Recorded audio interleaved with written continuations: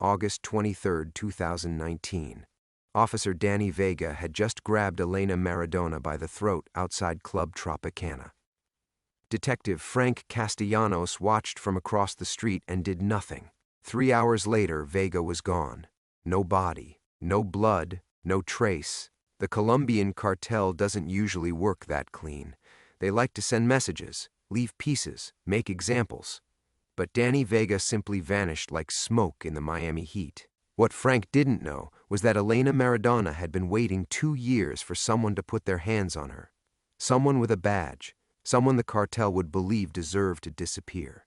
The DEA had given her one job: stay alive until the right cop made the wrong move. Frank's silence that night didn't just doom Danny Vega. It made him the next target. Before we jump back in, tell us where you're tuning in from, and if this story touches you, make sure you're subscribed, because tomorrow I've saved something extra special for you.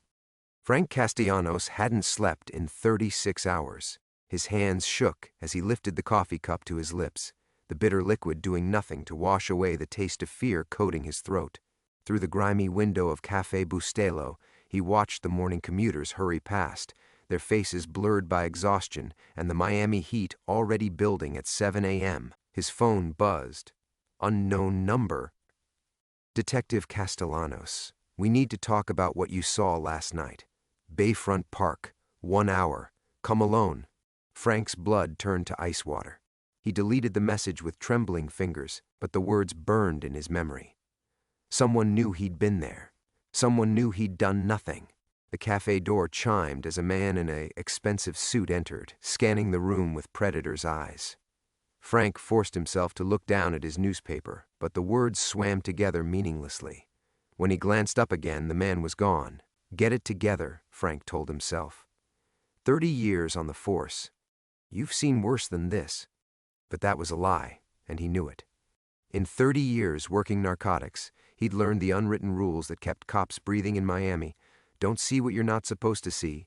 Don't ask questions that don't have safe answers, and never, ever get between the cartels and their business. Last night, Danny Vega had broken all those rules.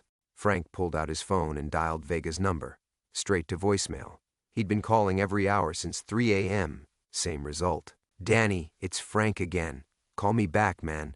We need to talk about last night. He hung up and immediately called Miami-Dade Dispatch.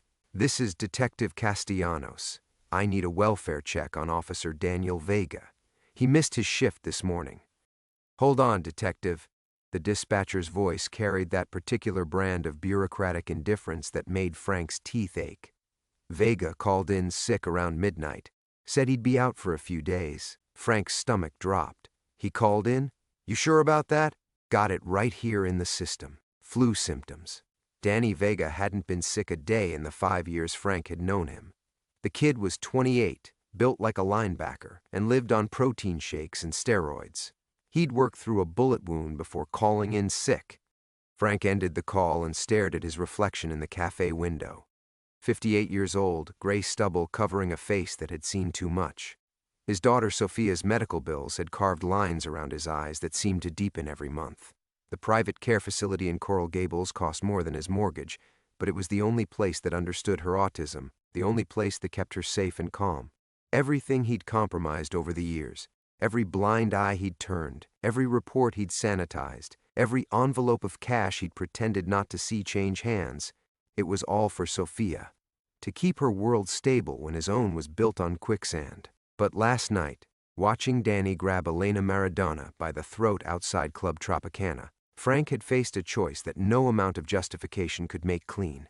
Help a fellow cop who was clearly in over his head, or protect the daughter who needed him. He'd chosen Sophia. He'd always chosen Sophia. Now Danny was gone, and someone wanted to meet. Frank's phone rang. This time it was Captain Morrison. Castellanos, where the hell are you? We've got a situation. What kind of situation? The kind where Internal Affairs is asking questions about your whereabouts last night. My office. Now. The line went dead. Frank sat frozen, watching his coffee grow cold as the reality settled over him like a burial shroud. Internal Affairs didn't ask random questions. They asked targeted questions. Questions that suggested they already knew the answers. Someone had talked. Someone had seen him across the street from Club Tropicana, sitting in his unmarked Crown Vic like a voyeur watching a crime unfold. Frank left $5 on the table and walked out into the humid morning air. The sun was climbing higher, promising another scorching August day in a city that never cooled down. He'd driven these streets for 3 decades, knew every corner where deals went down, every alley where bodies turned up, every nightclub where cops went to forget they were cops.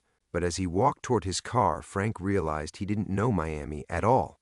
He'd been living in a carefully constructed illusion, thinking his silence bought him safety, thinking his compromises were a fair trade for his daughter's care. The truth was simpler and more terrifying. In a city run by cartels and dirty money, there was no such thing as an innocent bystander. There were only participants and victims. And Frank was about to find out which category he belonged to. The parking meter next to his Crown Vic had expired. A ticket fluttered under his windshield wiper like a small white flag of surrender. Frank crumpled the parking ticket and shoved it into his jacket pocket, where it joined a collection of overdue bills and reminder notices from Sophia's care facility. The paper felt like an accusation against his fingertips, another small failure in a life increasingly defined by them. He sat behind the wheel of the Crown Vic and let the August heat build inside the car, sweat beading on his forehead as he stared at the rearview mirror. No one following him yet, but that would change soon enough. In Miami, surveillance was as common as palm trees and cocaine residue. His phone buzzed with a text from Sunrise Manor, "Sophia asking for you this morning. Can you visit today?" The message hit him like a physical blow.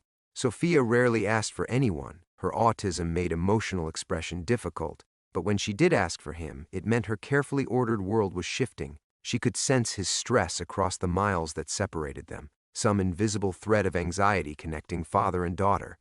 Frank closed his eyes and remembered the last time he'd seen her, 3 days ago. She'd been arranging her collection of vintage postcards on her desk, each one positioned with mathematical precision.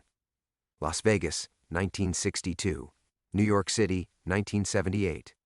Places she'd never visit but studied obsessively, memorizing every detail of the faded images. When he'd kissed her forehead goodbye, she'd whispered, "The edges are getting blurry, Papa." He'd thought she meant the postcards. Now he wondered if she'd meant everything else. The drive to police headquarters took him through the heart of Little Havana, past the murals celebrating heroes and martyrs, past the dominoes players who gathered in Maximo Gomez Park regardless of the heat. This neighborhood had been his beat for 15 years, back when he still believed in the job, back when he thought the line between right and wrong was as clear as the white chalk used to outline bodies. That was before Sophia's diagnosis, before the medical bills started arriving like a monthly plague, before Captain Morrison pulled him aside and explained how certain investigations could be delayed for the right considerations, before Frank learned that keeping his daughter safe required him to become unsafe himself. His phone rang. The caller ID showed Dr. Patricia Vance, Sophia's primary therapist at Sunrise Manor. "Detective Castellanos? I'm calling about Sophia. She's having what we call a regression episode. Increased anxiety, repetitive behaviors, difficulty with transitions. Has something changed in your routine?" Frank's throat tightened. Sophia's emotional radar was more accurate than any surveillance equipment.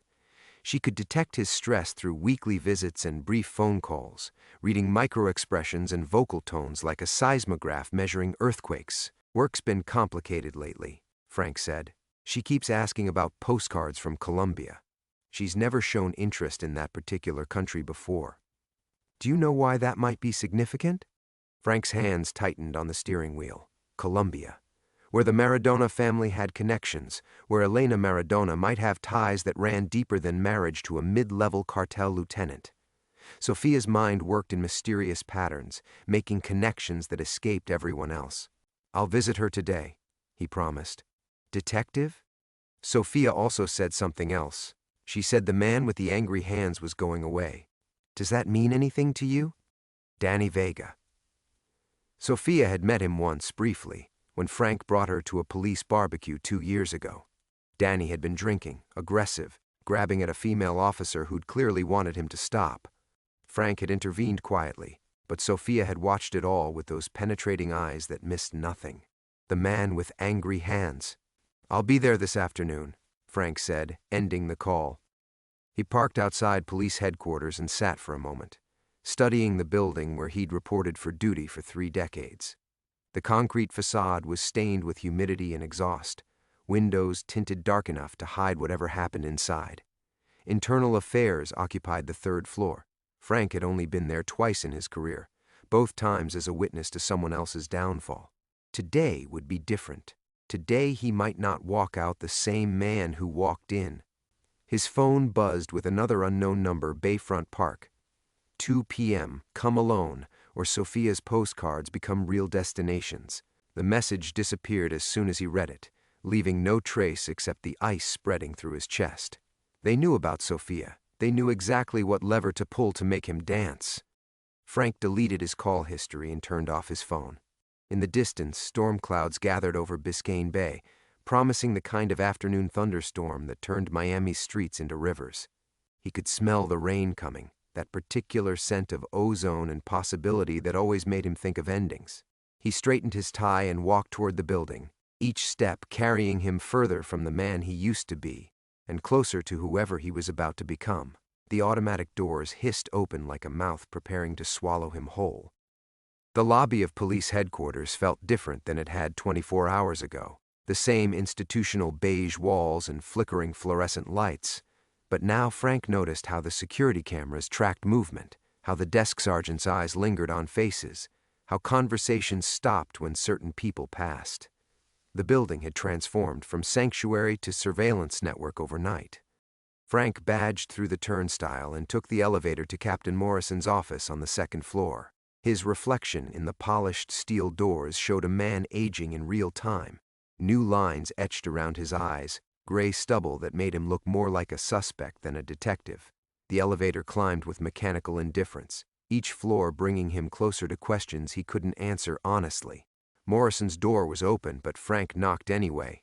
Professional courtesy, even at the end of the world. "Close it behind you," Morrison said without looking up from his computer. The captain was a compact man in his early 60s, built like a middleweight boxer who'd learned to fight with paperwork instead of fists. His office walls displayed 35 years of commendations and photographs with politicians whose smiles never reached their eyes. Frank sat in the uncomfortable plastic chair across from Morrison's desk, the same chair where he'd received his first promotion, his first official reprimand, and the unofficial conversation about Sophia's medical expenses that had changed everything. "Danny Vega didn't call in sick," Morrison said, still typing. "His phone records show no outgoing calls after 11:47 p.m. last night. Want to explain that?" The question hung in the air like smoke from a cigarette Frank couldn't see. Morrison finally looked up, and his expression carried the weight of someone who'd spent decades managing other people's secrets. "I don't know where Danny is," Frank said, which was technically true, "but you know where he was last night." Frank's mouth went dry. "What makes you think that?" Morrison opened his desk drawer and pulled out a manila envelope, the kind used for evidence or termination letters. He slid it across the desk with the careful precision of someone dealing cards in a high-stakes game. "Go ahead. Open it." Frank's hands remained in his lap. Whatever was in that envelope would change everything. He could feel the weight of revelation pressing against the paper like a living thing. "Captain, open the goddamn envelope, Frank." Frank lifted the flap with fingers that felt disconnected from his body. Inside were 3 photographs, black and white surveillance shots with timestamps from the previous night. The first showed Danny Vega grabbing Elena Maradona outside Club Tropicana. The second captured her falling backward against a parked car. The third was a wide shot that included Frank's Crown Vic across the street, his silhouette clearly visible behind the windshield. "These came from Internal Affairs this morning," Morrison said, along with a very interesting question. Why was a 30-year veteran detective watching a fellow officer assault a civilian without intervening? Frank stared at the photographs, his past and present colliding like tectonic plates. The timestamp showed 11:52 p.m., 5 minutes after Danny Vega's last phone call. Someone had been watching the watchers, documenting everything with professional precision.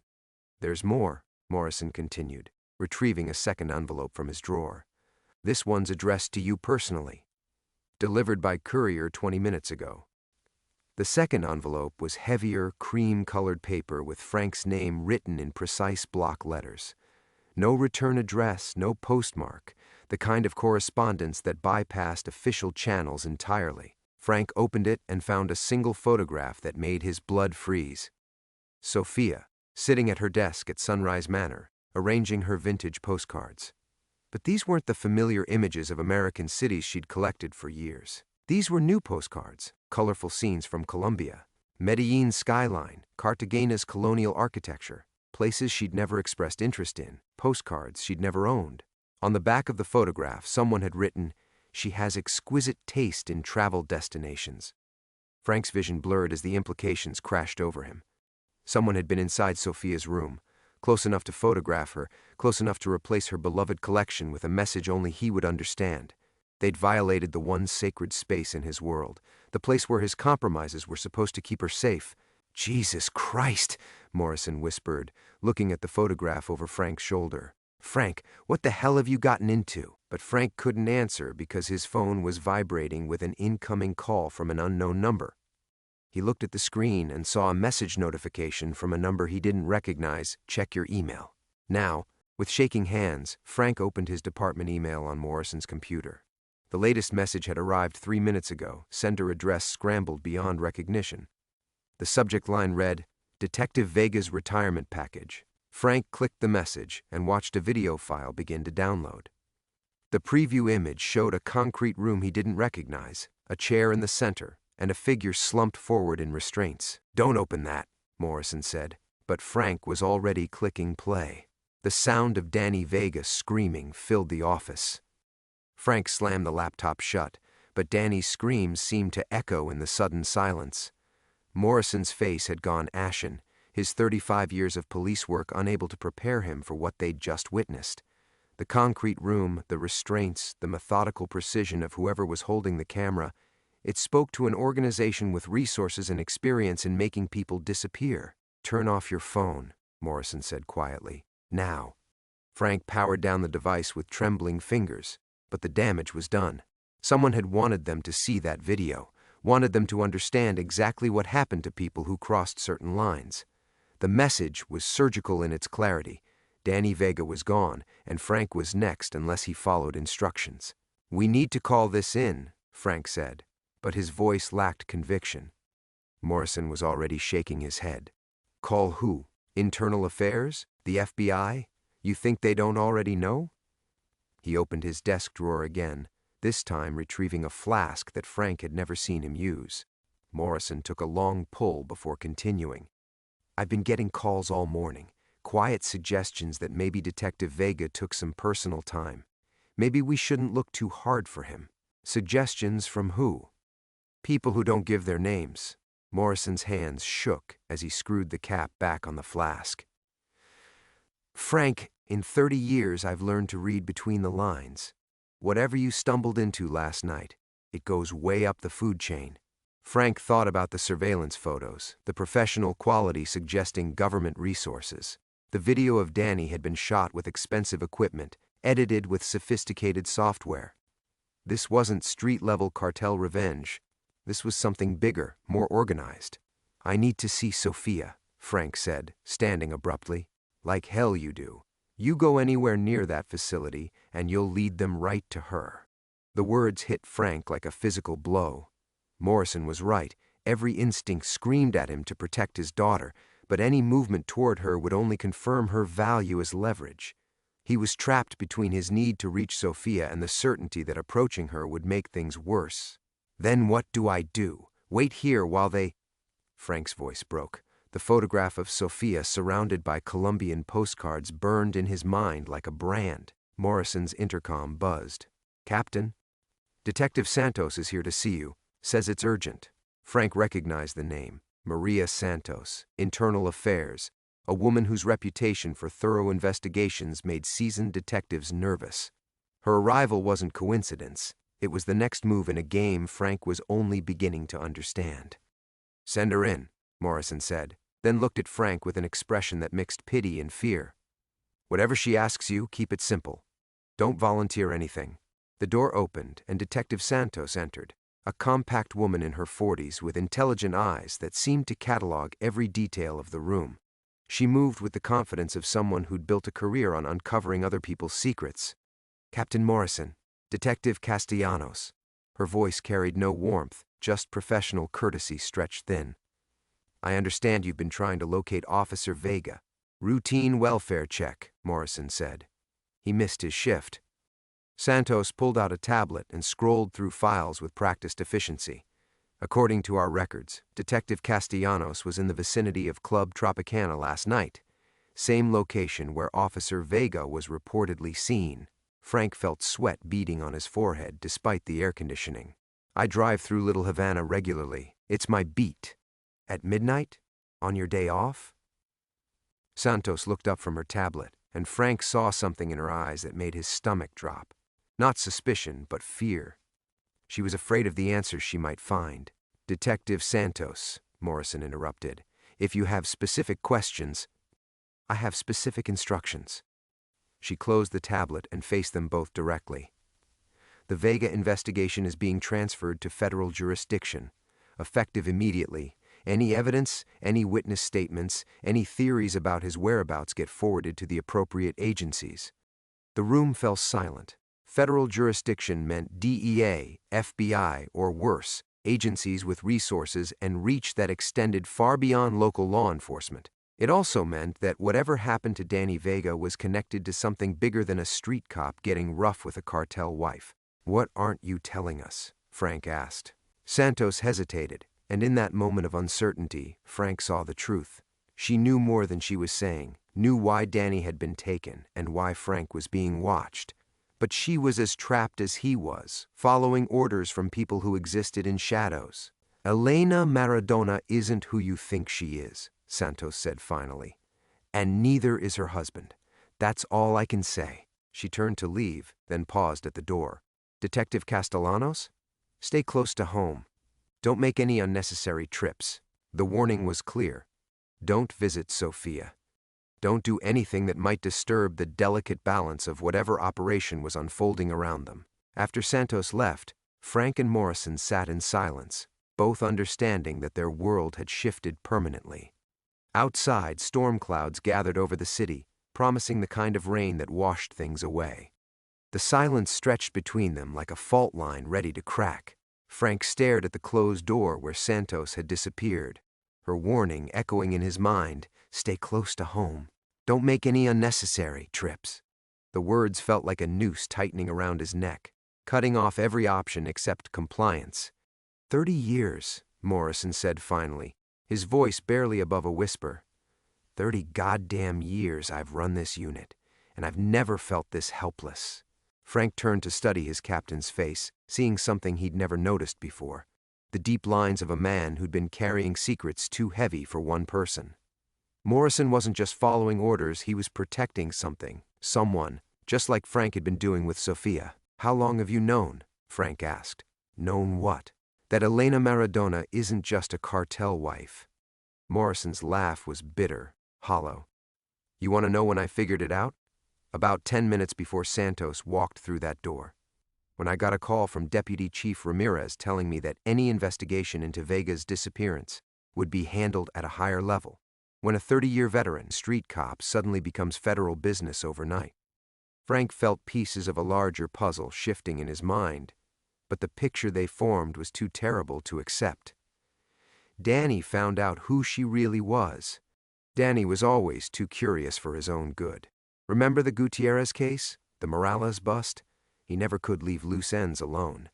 Morrison opened his desk drawer again, but this time he pulled out a photograph Frank had never seen, Danny Vega and Elena Maradona in what looked like an intense conversation outside a downtown courthouse 3 weeks ago. "Where did you get that?" "Anonymous delivery. This morning. Same time as everything else." Morrison's hands shook as he held the photograph. "Look at her face, Frank. Look at how she's watching him. That's not fear. That's calculation." Frank studied the image more closely. Elena's posture was different from the terrified woman he'd seen outside Club Tropicana. More controlled, authoritative, like someone used to being in charge of dangerous situations. And Danny's expression wasn't aggressive, it was confused, maybe even frightened. "What if we got it backwards?" Frank said slowly. "What if Danny wasn't the predator last night? What if he was the prey?" The implication hung between them like a toxic cloud. If Elena Maradona was law enforcement, DEA, FBI, undercover federal agent, then Danny's assault on her wasn't random violence. It was a death sentence carried out by someone who'd discovered her true identity and threatened her operation. Frank's phone, still powered off on Morrison's desk, suddenly vibrated. Impossible, but it was happening. The screen flickered to life, displaying a message that appeared letter by letter as they watched. "Detective Castellanos. You're beginning to understand. Good. Your daughter received another postcard today, this one from Bogota. She's learning so much about Colombian geography." Morrison grabbed the phone and threw it against the wall, but the damage was done. They weren't just being watched, they were being toyed with by people who could remotely activate devices, who had unlimited access to Sofia, who treated 30-year police veterans like chess pieces to be moved at will. "I have to get to her," Frank said, standing abruptly. "Sit down." Morrison's voice carried the authority of 3 decades in command. "You take one step toward that facility, and you'll confirm everything they suspect about you. You'll make Sofia a liability instead of leverage. She's already a liability. They're in her room, Morrison. They're close enough to touch her. And the only reason she's still safe is because they need you functional. The moment you panic, the moment you do something stupid, that calculation changes." Frank slumped back into the chair, the weight of his helplessness crushing him like a physical force.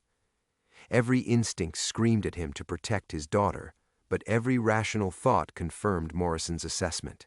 He was trapped in a maze designed by people who understood exactly what motivated him. "There's something else," Morrison said quietly.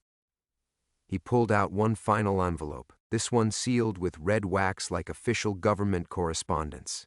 "This came for you through channels. Classified delivery." Frank broke the seal with numb fingers and found a single sheet of paper bearing the letterhead of the Drug Enforcement Administration. The message was brief, typed on official stationery. "Detective Castellanos, your cooperation in ongoing Operation Mariposa is noted and appreciated. Continue current protocols. Agent Maradona's safety depends on your continued discretion. Deviation from established parameters will result in immediate termination of protective arrangements for all involved parties." It was signed by someone whose name was redacted, but the implication was clear. Elena Maradona was a federal agent. Frank's silence was part of a larger operation, and Sofia's safety depended on his continued compliance with orders he'd never consciously agreed to follow. "They've been planning this for months," Frank whispered. "Maybe years. Danny's assault, my presence as a witness, even Sofia's postcards, none of it was coincidence." Outside, the first drops of rain began hitting Morrison's window, each impact like a countdown timer marking the approach of something unstoppable. The rain hammered Morrison's window like bullets, each drop a reminder that time was running out. Frank stared at the DEA letterhead until the words blurred together, his mind rejecting what his eyes were telling him. "Operation Mariposa," he said aloud, testing the words. "They want me to believe I've been an unwitting federal asset." Morrison leaned back in his chair, studying Frank with the careful attention of a man reading tea leaves. "What if it's not about what they want you to believe? What if it's about what you already know but won't admit to yourself?" The question hit Frank like ice water. He thought about the past 6 months, the way Elena Maradona had appeared in his orbit with increasing frequency, always at the edges of cases he was working, always just visible enough to be noticed. The way Danny had been asking questions about her, digging into connections that didn't quite make sense. "Jesus Christ," Frank whispered as the pieces rearranged themselves in his mind. "I've seen her before. Not just last night, she's been everywhere." Morrison nodded grimly. "The Herrera bust in March. The Valdez wire intercepts in May. Every major narcotics operation we've run this year, she's been connected somehow, always as Miguel Maradona's wife, always in the background." Frank's memory replayed those operations with horrible clarity. Elena at the courthouse during Herrera's arraignment, sitting in the gallery like any other cartel family member. Elena at a hotel bar where they'd planned the Valdez surveillance, nursing a drink 3 tables away. Elena at police charity gala, beautiful and untouchable on Miguel's arm. She wasn't gathering intelligence, Frank said, the realization crushing him. She was managing it, managing us. The DEA letter crumpled in his fist. Operation Mariposa, butterfly in Spanish. How perfectly appropriate for a woman who transformed herself from federal agent to cartel wife, floating between worlds with deadly grace. Morrison's phone rang, cutting through Frank's revelation like a knife. The captain answered with a wary Morrison, then listened for 30 seconds before his face went completely white. "Yes, sir, I understand. Right away." He hung up and looked at Frank with eyes that had seen too much. That was Deputy Chief Ramirez. Elena Maradona was found dead an hour ago. The words hit Frank like a physical blow. Dead. The woman he'd watched being assaulted, the federal agent whose safety supposedly depended on his continued cooperation, was gone. Everything he'd been told, every threat made against Sofia, every careful manipulation, all of it built on a lie. Where? Frank managed. Her apartment in Coral Gables, apparent suicide. Single gunshot to the head. Frank stood so quickly his chair toppled backward. Bullshit. You don't suicide yourself after running a federal operation for years. The note was very specific, Morrison continued, reading from whatever Ramirez had told him. She confessed to being a DEA informant who'd gotten in too deep. Said she couldn't live with what she'd become. Expressed remorse for Officer Vega's involvement in her personal crisis. The careful language made Frank's skin crawl. Every word had been chosen to close loops, to provide neat explanations for messy realities. Elena's death wasn't suicide, it was housekeeping. They killed her, Frank said. She outlived her usefulness and they cleaned up. Morrison walked to his window, staring out at the storm that was turning Miami's streets into rivers. The question is, who's they? DEA? The cartel? Someone else entirely? Frank thought about the video of Danny screaming, the professional quality of the surveillance photos, the remote activation of his phone. The resources required for that level of operation went beyond any single agency or criminal organization. What if Elena wasn't DEA? Frank asked slowly. What if that letterhead is as fake as everything else? Morrison turned from the window with an expression Frank had never seen before, raw fear mixed with terrible understanding. You're saying someone's been running a parallel operation, using DEA credentials to manipulate local law enforcement. I'm saying we've been played from the beginning. Danny found out Elena wasn't who she claimed to be, but not because she was federal, because she was something else entirely, something that required him to disappear permanently. Frank's phone, still cracked from Morrison's throw, suddenly buzzed back to life. A new message appeared, and this time there was no pretense of official authority. Detective Castellanos, Agent Maradona sends her regards from whatever comes after. Your daughter is practicing her Spanish. Papa está en peligro means Daddy is in danger. She's such a quick learner. The cruelty of using Sofia's voice, her innocent attempts at language, to deliver a death threat made Frank's vision blur with rage. Whoever was behind this understood exactly how to weaponize love, how to turn a father's devotion into chains. But they'd made one crucial mistake in their arrogance. They'd revealed that Elena Maradona was never the victim. She'd been the architect of her own elaborate death, and Frank had been positioned as the perfect witness to authenticate her final performance. The woman he'd watched die had orchestrated her own murder, and now he understood why. Morrison stared at Frank's cracked phone screen as the cruel message faded into darkness. The silence between them felt charged with electricity, like the moment before lightning strikes. She's not dead, Frank said quietly, the words emerging with absolute certainty. Elena Maradona staged her own death to disappear, and we're the loose ends she needs to tie up. Morrison's face aged 10 years in 10 seconds. The assault outside the club was theater, all of it. Frank began pacing, his mind racing through the implications. Danny discovered something that threatened her operation. Maybe he found out Miguel Maradona had been dead for months. Maybe he realized the cartel connections were fabricated. so she orchestrated a public confrontation where I'd witness her being victimized by a dirty cop.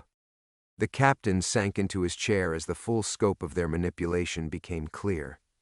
Jesus Christ, Frank, they've been building a case against us from day one. Your silence about the assault makes you complicit. My failure to investigate properly makes me negligent. Danny's disappearance gets blamed on cartel revenge. Frank's phone buzzed again. Your shift ends in 18 hours. After that, new management takes over. Sophia's care facility has been very accommodating about visiting procedures. This time, Morrison didn't throw the phone. Instead, he photographed the screen with his own device, his hands steady despite everything. We need evidence, real evidence, because in 18 hours they're going to eliminate everyone who knows the truth. The truth about what? Frank demanded. Who is Elena Maradona really? What operation justified killing Danny and threatening Sophia? Morrison unlocked his computer and began typing rapidly. If she's not DEA, not cartel, then she's something else entirely. Someone with resources to fake federal credentials, manipulate law enforcement, and make people disappear without trace. The search results that appeared on Morrison's screen made Frank's blood freeze. Elena Maradona, the real Elena Maradona, had been dead for 3 years, killed in a car accident in Medellin. The woman they'd been dealing with was a ghost wearing a dead person's identity. Private military, Morrison whispered, clicking through database entries. Corporate espionage. Look at this. Blackwater, Aegis, a dozen other companies with contracts in South America. Elena Vasquez, former Colombian intelligence, current status unknown. Facial recognition says 97% match. The pieces fell into place with sickening clarity. Elena Vasquez had assumed a dead woman's identity to infiltrate Miami's law enforcement community, gathering intelligence on drug interdiction efforts for private clients. Danny had somehow discovered the deception, threatening years of careful positioning. Frank's chest tightened as he realized the scope of their exposure. How many operations has she contaminated? How many arrests? How many seized shipments? How many confidential informants? All of them, Morrison said grimly. Every major case we've worked in the past 2 years. She's been feeding information to competing cartels, private military contractors, maybe even foreign governments. We've been building cases for her to tear down. The rain against the window intensified, matching the storm building in Frank's chest. Sophia's safety, Danny's life, Morrison's career, all of it sacrificed to protect a lie that was finally unraveling. There's something else, Morrison said, pulling out his personal phone. I've been getting calls all morning. Anonymous tips about police corruption, about Detective Castellanos taking cartel money, about Captain Morrison covering up officer misconduct. Someone's been seeding stories with internal affairs, with federal agencies, with local media. Frank felt the walls closing in around him. When Elena Vasquez disappeared permanently, she'd leave behind a carefully constructed narrative that would destroy everyone who could expose her true identity. The perfect crime, eliminating witnesses by destroying their credibility first. We run, Morrison said suddenly. Take Sophia and disappear. New identities, new lives, somewhere they can't reach. With what resources? They control everything. Bank accounts, safe houses, transportation networks. The moment we move, they'll track us. Frank looked at his cracked phone, knowing it was broadcasting their location constantly. Besides, running confirms their story. Dirty cops flee when exposed. Morrison stood and walked to his safe, withdrawing a thick envelope Frank had never seen before. Inside were documents that made no sense. Birth certificates, passports, financial records, all bearing Morrison's photograph but different names. I've been preparing for this day for 15 years, Morrison said quietly. Ever since I realized how deep the corruption went, how many people were playing games with other people's lives. These are real, Frank. Untraceable. But there's only enough for one person. The offer hung between them like a blade. Morrison was giving Frank the means to save himself and Sophia, but at the cost of abandoning everything else. His career, his home, his identity, all of it would die so Elena Vasquez's secrets could live. Outside, thunder crashed with the sound of worlds ending.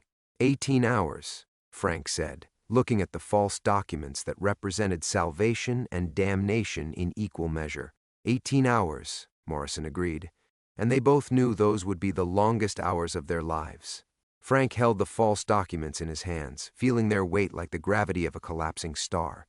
18 hours to choose between everything he'd been and everything he might become. The thunder outside seemed to echo his heartbeat, irregular, desperate, running out of time. Then his phone buzzed one final time. The message was different now, no longer taunting or threatening, just coordinates and a single line come alone. Bring Morrison's gifts. Last chance to see Sophia before she forgets your voice. Morrison looked at the screen and his face went ashen. Frank, don't. She has my daughter. Frank's voice carried 30 years of accumulated rage, carefully controlled but finally unleashed. Elena Vasquez, whoever she really is, made one mistake. She made this personal. He pocketed the false documents and Morrison's backup service weapon, feeling the familiar weight of metal against his ribs. But this wasn't the old Frank Castellanos walking toward the door. The man who'd spent 3 decades making compromises, who'd watched Danny Vega's assault in silence. This was someone new, forged in the crucible of impossible choices. You go near that location, you're walking into an execution, Morrison warned. Maybe, or maybe I'm walking into the only chance we have to end this. Frank paused at the door, looking back at the man who'd offered him salvation at the cost of everything that mattered. There's a difference between surviving and living, Morrison. I won't spend the rest of Sophia's life looking over my shoulder. The coordinates led to Bayfront Park, where the city met the dark waters of Biscayne Bay. Frank arrived as the storm reached its peak, rain turning the world into sheets of gray violence. The location was exposed, impossible to approach without being seen. Exactly the kind of place someone would choose if they wanted to control every variable. Elena Vasquez waited by the memorial fountain, no longer bothering with the frightened cartel wife performance. She stood with the casual confidence of someone accustomed to orchestrating death from a distance, her expensive dress somehow untouched by the rain. "Detective Castellanos," she called as he approached, her accent different now, clipped, professional, carrying hints of military training. "You look terrible. These past few days have been hard on you." Frank stopped 20 feet away, his hand resting on Morrison's weapon. "Where's Sophia?" "Safe. For now. Your daughter is remarkably resilient, by the way. The staff at her facility speaks very highly of her progress." Elena's smile was surgical in its precision. "She draws pictures of you constantly. Such devotion, such vulnerability. Danny Vega figured out who you really were. That's why he had to disappear. Poor Danny was always too curious for his own good. Did you know he'd been investigating Miguel Maradona for months? He discovered that my husband had been dead for over a year, which raised uncomfortable questions about who I might actually be." Her laugh was like breaking glass. "Your colleague was many things, but stupid wasn't one of them." Frank felt the pieces clicking into place with horrible clarity. You needed a public incident to discredit him, something that would explain his disappearance and give you leverage over witnesses. The assault was necessary theater. Though I must admit, Danny's genuine confusion during our performance was quite convincing. He never understood why I was allowing him to brutalize me in front of a witness. Elena's expression hardened, right until the moment my associates collected him 3 hours later. The casual mention of Danny's fate hit Frank like a physical blow. His friend and colleague had died confused and betrayed, never understanding the larger game that had consumed him. "What's your real objective?" Frank demanded. "Corporate espionage? Foreign intelligence? Private military contracts? Does it matter? The result is the same. You've been providing information to people who use it to kill your countrymen. Every drug shipment you've interdicted, every cartel network you've mapped, every confidential source you've developed, all of it filtered through me to the highest bidder." Elena's eyes glittered with professional pride. 30 years of your career, detective. Quite an impressive resume of unintended treason. Frank's hand tightened on the weapon, but Elena raised a finger in gentle warning. Sophia's current caregiver received very specific instructions about phone calls. "If I don't contact her in exactly 30 minutes, your daughter will suffer a tragic medical emergency. Something involving her medication, perhaps. These things happen so frequently with special needs children. The threat crystallized everything Frank had been fighting against: the weaponization of love, the corruption of institutions, the reduction of human beings to leverage points in games played by monsters. But Elena Vasquez had made one final miscalculation. She'd assumed Frank would choose survival over justice, personal safety over truth. She'd built her entire operation on the premise that good people could be controlled through fear. Frank smiled, and for the first time in days, it was genuine. "You know what, Elena? You're absolutely right about one thing." He pulled out Morrison's false documents and let the rain destroy them. 30 years is quite a resume. Then he drew his weapon, and everything changed forever. The gunshot echoed across Bayfront Park like thunder made manifest, but Frank had aimed wide, just close enough to shatter Elena's composure without ending her life. She stumbled backward, her professional mask finally cracking to reveal something raw and desperate underneath. "You're insane," she gasped, fumbling for her phone. "Sophia dies if I don't—" "You already made the call," Frank said quietly, keeping his weapon trained on her as he approached. 20 minutes ago, when you realized I might not play by your rules. Because you're not the kind of person who leaves that much to chance." Elena's hand froze halfway to her pocket. For the first time since he'd met her, she looked genuinely surprised. "Danny taught me something before you killed him," Frank continued. "He said the key to surviving 30 years on these streets wasn't learning to read criminals. It was learning to read yourself. Understanding what you're actually capable of when everything you love is threatened." The rain intensified, washing away the careful choreography of their confrontation. Frank could see Elena calculating distances, angles, escape routes. But she'd chosen this location for its exposure, its lack of cover. And now that tactical decision trapped her as effectively as it had been meant to trap him. "Your daughter is surrounded by people who've cared for her longer than you've been wearing Elena Maradona's face," Frank said. "Morrison called them an hour ago. Real federal agents, not whatever private contractors you've been running. Sophia's safe, which means you have nothing left to bargain with except the truth."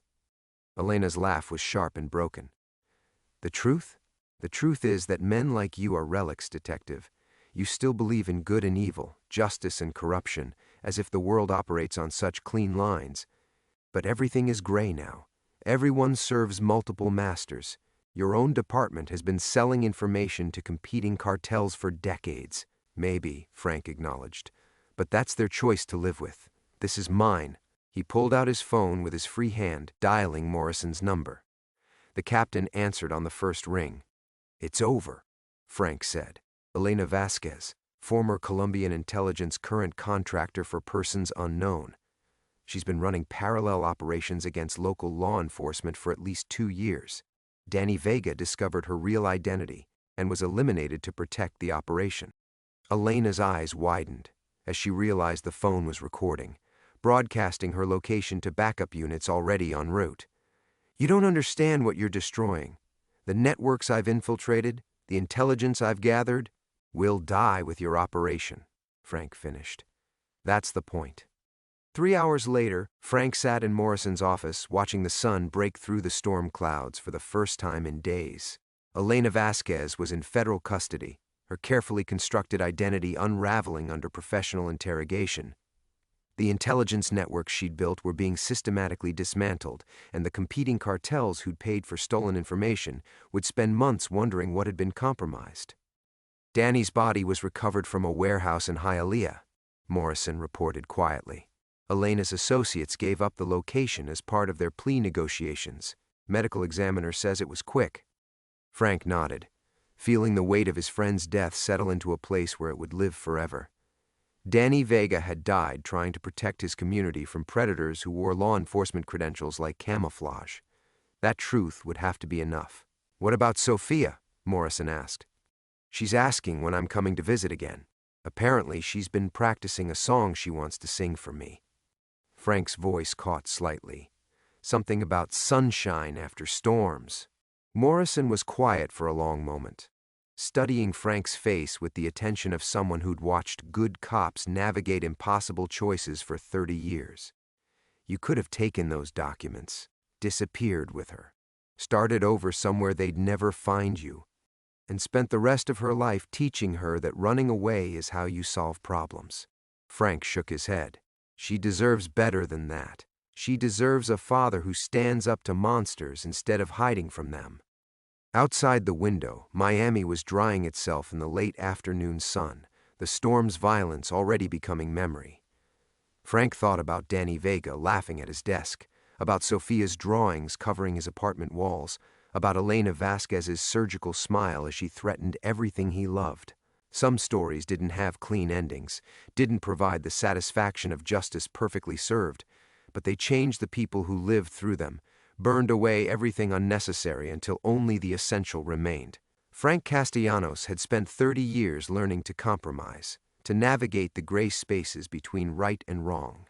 Now he understood that some lines couldn't be crossed, some prices couldn't be paid, regardless of the consequences. Sofia was waiting for him, with sunshine and songs and an unshakable faith that her father would always come home.